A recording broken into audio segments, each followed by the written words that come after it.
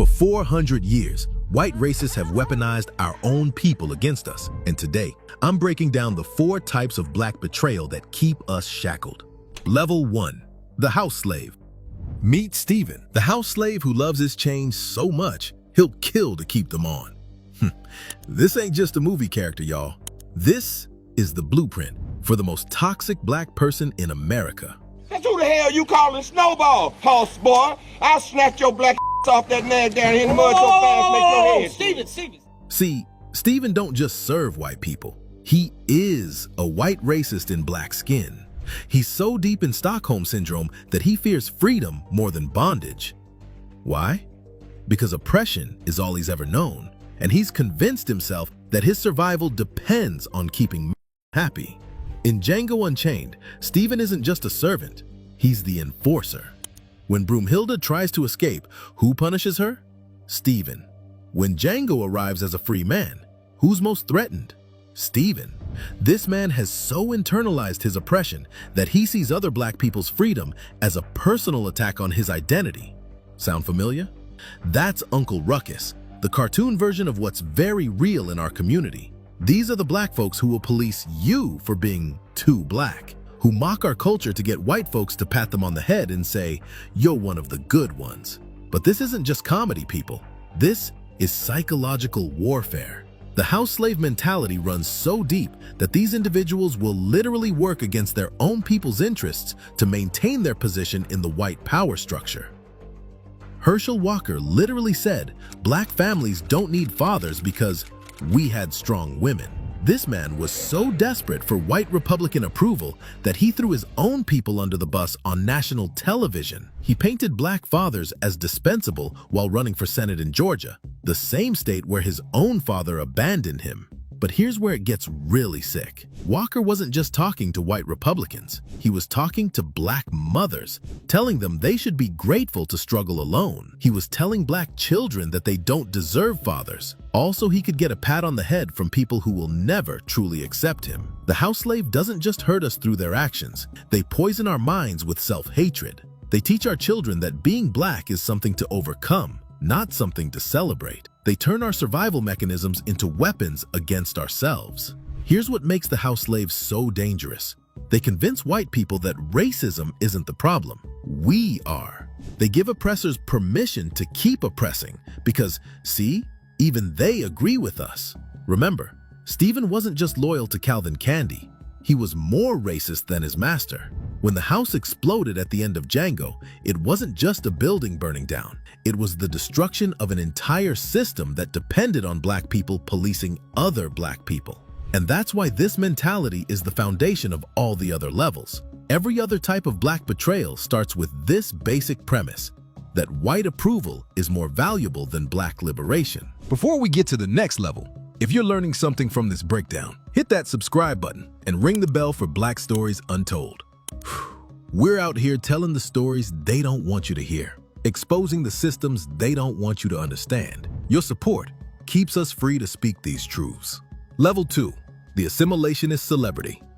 I'm not black, I'm OJ. These people perfected the art of racial amnesia. They got so comfortable in white spaces that they forgot where they came from. Or worse, they remember, but they're ashamed of it. The assimilationist celebrity plays a different game than the house slave. They don't attack us directly, they just disappear us. They code switch so hard, they develop split personalities. Around white folks? Oh, I don't really see color. But the moment they need us for damage control, suddenly they remember they're black. Tiger Woods literally created a whole new racial category, Cablinasian, to avoid being called black. This man was so uncomfortable with his African heritage that he invented a word to escape it. But when his career imploded and he needed redemption, suddenly, black people were supposed to support him because we're family. O.J. Simpson spent decades distancing himself from the black community. He lived in white neighborhoods, dated white women, and famously said, "I'm not black, I'm O.J." But when he was on trial for homicide, who did his lawyers appeal to? Black jurors who remembered how white America had treated black men in the justice system. Remember when Michael Jordan said, "Republicans buy sneakers too," when asked to support Harvey Gantt, a black Democrat running against Jesse Helms, one of the most racist senators in modern history? That's the assimilationist playbook. Stay profitable, stay safe, stay silent. These celebrities think they can buy their way out of blackness. They move to the whitest neighborhoods, send their kids to the whitest schools, marry white spouses, and raise children who don't know they're black until the world reminds them. And when racism smacks them in the face, and it always does, they're shocked. But here's the real damage. They sell our young people a lie. They make kids believe that if you just work hard enough, speak white enough, dress right enough, you can escape racism. They teach our children that being authentically black is a limitation, not a source of power. Think about how many young black athletes and entertainers have followed this blueprint. They sanitize their image, avoid controversial topics like police brutality or systemic racism, and present themselves as safe for white consumption. They become brands, not people, products, not advocates.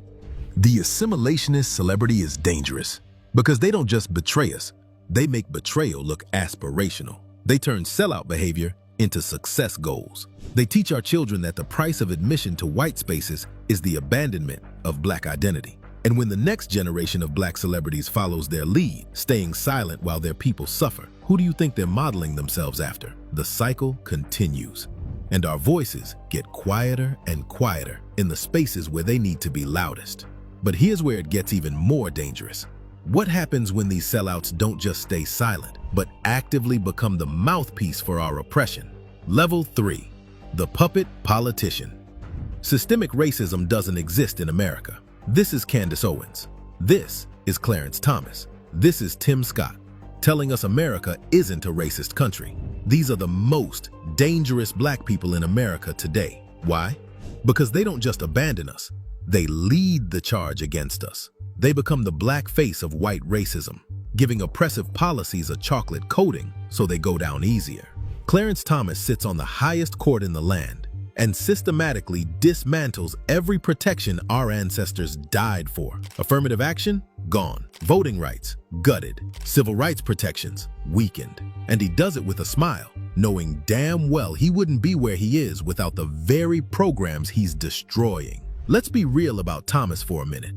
This man was accused of physical harassment by Anita Hill, a black woman who put her career on the line to tell the truth. And how did he respond? He called it a high-tech lynching, using the language of black oppression to defend himself while throwing a black woman under the bus. Then, he spent the next 30 years on the court, making sure other black people couldn't access the opportunities that got him there. Thomas's wife, Jenny, was actively working to overturn the 2020 election results, and Thomas refused to recuse himself from cases involving January 6th. This man has so little regard for justice that he'll corrupt the highest court in the land to serve white political interests. But Thomas operates in the shadows. Candace Owens? She's out here making anti-blackness into a full-time career. Owens tours college campuses telling young white kids that racism is over, that black people are just making excuses, that slavery was actually beneficial because it brought Africans to America. She's turned hatred of her own people into a brand, a multimedia empire, a whole damn industry. She literally said that if he had just stayed in Germany, he would have been fine, because she was so desperate to own the libs that she lost her damn mind. But here's the thing, that wasn't a mistake. That's who she is. Someone so consumed with anti-black ideology that she'll defend him to make a point against black progress. And look at these audiences when she speaks. You see the joy on these white faces? They finally found black people who will say what they've always wanted to say. See? They said it, not us. We're not racist. We're just agreeing with the black lady. But if you want to see the ultimate puppet show, let's talk about Kanye West. This man went from George Bush doesn't care about black people to walking around in White Lives Matter shirts with Candace Owens like some kind of minstrel show. Kanye had the audacity to say that 400 years of slavery sounds like a choice. This man really sat on TMZ and told the world that our ancestors chose to be kidnapped from Africa, chose to be chained in slave ships, chose to be beaten, assaulted, and systematically subdued for 4 centuries. You know what that was? That was Kanye telling white people exactly what they wanted to hear, that slavery wasn't that bad, that black people are responsible for their own oppression, that racism is just a mindset we can choose to overcome. And when he got called out for it, what did he do? Doubled down. Started hanging out with Candace Owens, wearing MAGA hats, meeting with Trump in the Oval Office, grinning like a damn fool while the president used him as a prop. Then this man had the nerve to go full anti-Semite, talking about going DEFCON 3 on Jewish people. You see what happened? He went so far down the white elite rabbit hole that he started parroting their conspiracy theories. And suddenly, all those white Republicans who were using him as their token black friend dropped him like a hot potato. But here's what really pisses me off about Kanye. He had everything: platform, influence, money, respect. He could have used his voice to speak truth to power. Instead, he used it to give white racists exactly what they wanted: a black man saying that black oppression is our own fault. Kanye represents the puppet politician at its most pathetic. Someone so desperate for white acceptance that they'll say anything, believe anything, do anything to get that approval. And when the approval runs out, they're left with nothing but the damage they've done to their own people. Tim Scott ran for president on the platform that America is not a racist country, while living in a country where black people are killed by police at 3 times the rate of white people. This man said welfare was worse for black people than slavery. He compared government assistance to the kidnapping and death of millions of African people. But here's what makes the puppet politicians so insidious. They don't just speak to white people, they speak to confused black people too. They tell working-class black folks that their struggles are their own fault. They tell black women that feminism is their enemy. They tell black men that white racism is actually black people's fault. This is the puppet politician's function: to be the ventriloquist dummy for white racism. They don't just harm us through silence, like the assimilationist. They actively recruit others to harm us. They give white America moral permission to continue oppressing us while convincing some of us that oppression is actually freedom. The puppet politician is the most dangerous because they have power, platform, and purpose. They're not confused like the assimilationist or broken like the house slave. They're strategic. They know exactly what they're doing, and they're getting paid well to do it. But here's the thing that really gets me. Sometimes the most dangerous betrayal comes from people who genuinely think they're helping us. Level 4. The Tragic Compromiser. Meet Booker T. Washington, the man who told black people to pull ourselves up by our bootstraps, while white folks were cutting the straps. Now, before y'all come for me in the comments, I get it. Booker T lived in a different time. Jim Crow was in full swing. Lynching was a weekend hobby for white folks, and this man was trying to keep us alive.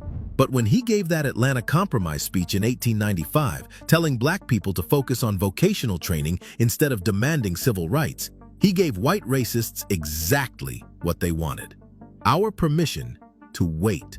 Cast down your bucket where you are, he said. Accept segregation. Focus on economic development, not political rights. Prove you deserve equality instead of demanding what's already yours. Sound familiar? That's respectability politics, and it's still killing us today. Washington believed that if black people just worked hard enough, were respectable enough, contributed enough to the economy, white people would eventually accept us as equals. He was wrong, dead wrong. All his compromising did was give white racists moral cover to continue oppressing us while pointing to his words as proof that even we agreed with their system. While Washington was teaching black people to be patient, white folks were lynching us at record rates. While he was promoting vocational training, they were burning down Black Wall Street. While he was preaching accommodation, they were passing laws to strip us of the vote. His strategy of appeasement didn't stop the terror. It enabled it. But here's what makes this tragic. Washington genuinely loved black people. He built Tuskegee Institute, educated thousands of our people, and fought for economic advancement. His intentions were pure, but good intentions paved with black bodies still lead to hell. Today's respectable compromisers follow the same playbook. They tell us to vote our way out of oppression, to work within systems designed to destroy us, to be twice as good for half as much. They preach the politics of respectability while our people are killed in broad daylight. You know them, the leaders who say we need to build bridges with people who want to build walls around us. The preachers who tell us to turn the other cheek while bullets are flying. They mean well, but good intentions don't stop police bullets. They mean well, but patience doesn't pay rent. They mean well, but respectability doesn't resurrect the dead. Here's what makes this the most tragic level. These people genuinely love us. They're not seeking white approval like the others. They're trying to protect us, but their fear makes them accept crumbs and call it progress. They tell us to wait for the right time, the right candidate, the right moment. Meanwhile, we're dying in the streets, in prisons, in poverty. How long are we supposed to wait for freedom? How long are we supposed to prove we deserve what's already ours? The respectable compromiser isn't evil. They're just scared. Scared of white backlash. Scared of losing what little progress we've made. Scared that if we push too hard, too fast, white people will take everything away. But here's what they don't understand. White people never gave us anything out of kindness. Every right we have, we fought for. Every law that protects us, we bled for. Every step forward, we took by force, not by asking nicely. The compromiser believes in the myth of gradual progress, the lie that justice delayed is not justice denied. They think racism will fade away if we just give it enough time, enough patience, enough good behavior. But racism isn't a misunderstanding, it's a system. And systems don't reform themselves out of the goodness of their hearts. They change when they're forced to change. Here's what connects all four levels. They all serve the same master. Whether it's through active betrayal, silent complicity, political puppetry, or respectability politics, they all keep white racism alive. The house slave convinces white folks they're good masters. The assimilationist convinces us we can escape. The puppet politician gives racism a black face, and the respectable compromiser tells us to be patient with our own oppression. But here's what they don't want you to know. Every single one of these archetypes exists because white racism needs them. They're not aberrations, they're features of the system. The house slave provides psychological cover. See, even they like being enslaved. The assimilationist provides false hope. If you just try hard enough, you can make it too. The puppet politician provides political cover. It's not racism when a black person says it, and the compromiser provides moral cover. Even their own leaders say they should wait. Together, these four types create a complete ecosystem of black subjugation. They handle different aspects of the psychological, political, and social work needed to maintain white dominance. But here's the real tragedy. Many of these people could have been freedom fighters. The house intelligence could have been used to organize resistance. The assimilationist platform could have been used to advocate for justice. The puppet politician's power could have been used to advance our interests. The compromiser's love could have been channeled into revolutionary action. Instead, white racism captured their talents and turned them against us. That's the real genius of this system. It doesn't just oppress us with external force, it recruits us to oppress ourselves.